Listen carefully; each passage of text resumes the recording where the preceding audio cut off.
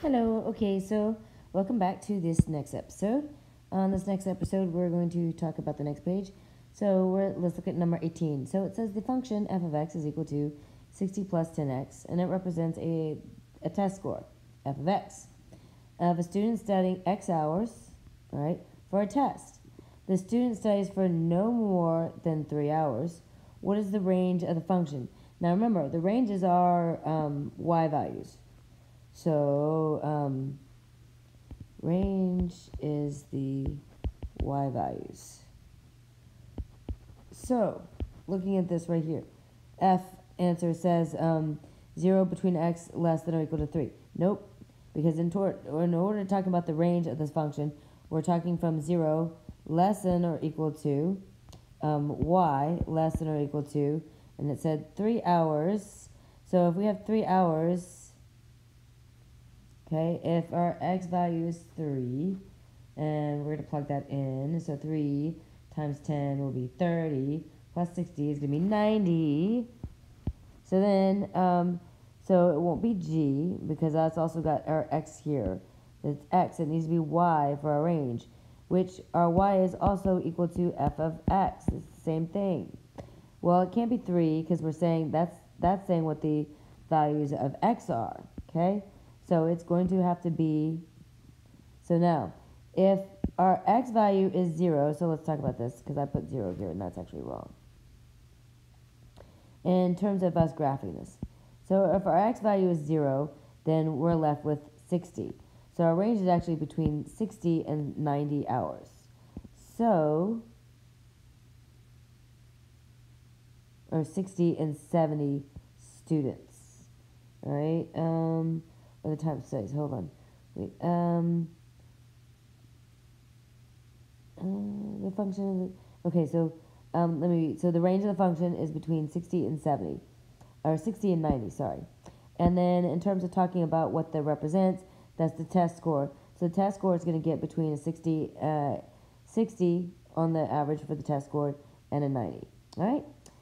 Problem number 19, it says what are the x-intercepts of the graph of the equation y is equal to x squared plus 3x minus 10. So that means we need to set this equal to 0. That y needs to go away. So 0 is equal to x squared plus 3x minus 10. Now, let's see. Are there two factors of 10 that will add up to 3? Let's see. Negative 5 and positive 2. Well, that would give me negative 3. So let's do negative 2 and 5. Yes, those would work. So then our answer for our factors are going to be x minus 2 times x plus 5 is equal to 0.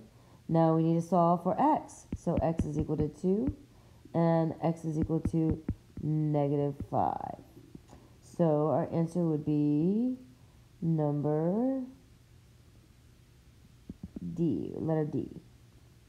All right, the function g of x is equal to negative x minus 6 squared. It's a transformation of the parent function. Which of the following describes the transformation correctly? So we have no plus k, so that means we have no translation up. So let's see if any of these are translated up. Anything across the y-axis?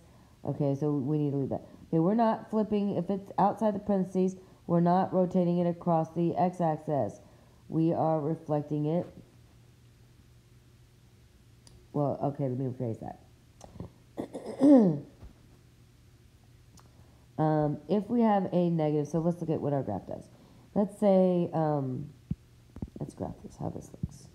So our parabola, let's say a parabola, our vertex is going to be at 6, 0. That's our vertex. So I'm going to graph this. And my vertex is going to be up here. And, oops.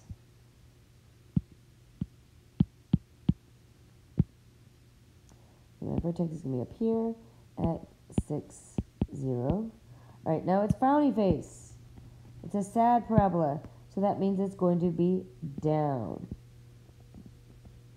Okay, so now in terms of what a normal parent function looks like, a parent function normally is going to be up, all right, painted up. So we were reflecting it across the x-axis. So it's either F or G. So H is going to be, H and J are going to be canceled out. Okay, now, remember, when it's inside the parentheses, it's going to be opposite what we think. So if we think negative, well, we think, oh, if it's negative, it's going to be going to the left. But no, if we think to the left, then we need to go to the opposite, so it's going to be the right, so our answer is going to be G.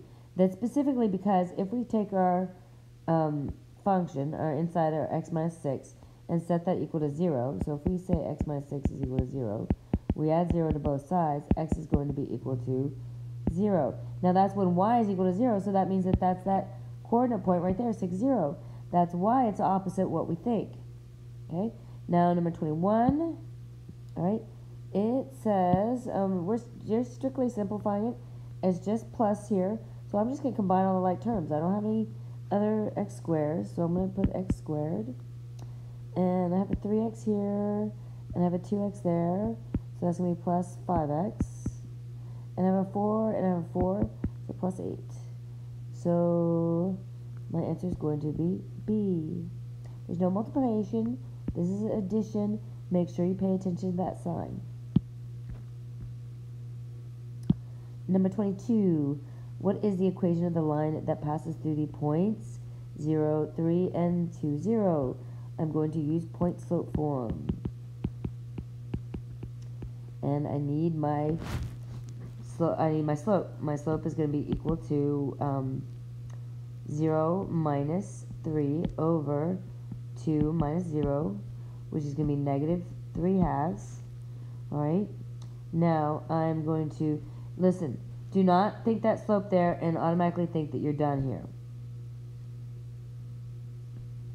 We need to make sure that we have the right point, because it's going to go through this point, and that when we put this in slope-intercept form, that it doesn't match, that it does match. Okay, so let's make sure and take it all the way. So our point slope is form is going to be y minus y1 is equal to m times x minus x1. The y and the x are representing any values of that we have on our graph. The y1 and the x2, that or the x1, represent a specific point on the graph. So, and we can use either one of these points that we have here. So I'm going to use this one here. So that's going to be y minus 0 is equal to our slope, which is negative 3 halves, times x minus 2. Now, that's going to give me y is equal to negative 3 halves x plus 3, because the 2's cancel out. So that is our answer, number H. All right. And number 23 says, what is the slope of the line shown at the graph below? So, okay, this is real quick and easy.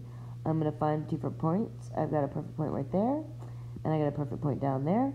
And I'm going to make a triangle between them. I'm going down 1, 2, 3. So I went down. My rise was down 3, so that means it's negative. And then I'm going right. My run is right 1.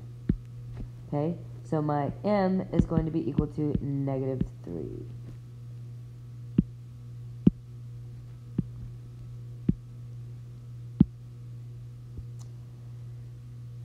Wants me to simplify the square root of 75 times the square root of 3. 75 times 3 is the square root of 225, which is 15 times 15. Which means when we take the square root of 225, one of those two 15s comes out, because that's the same thing as taking the square root of 15 square. The square cancels out, so my answer is J.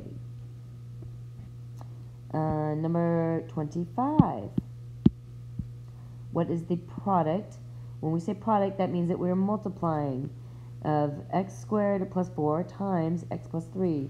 We're going to distribute. X squared times x is going to be x cubed. X squared times 3 is going to be 3 plus 3x squared. Then we have 4x. 4 times x is going to be plus 4x. And 4 times 3 is going to be plus 12, which is going to be our answer number B. Alright, I will see you in the next video where I'll go over page 6.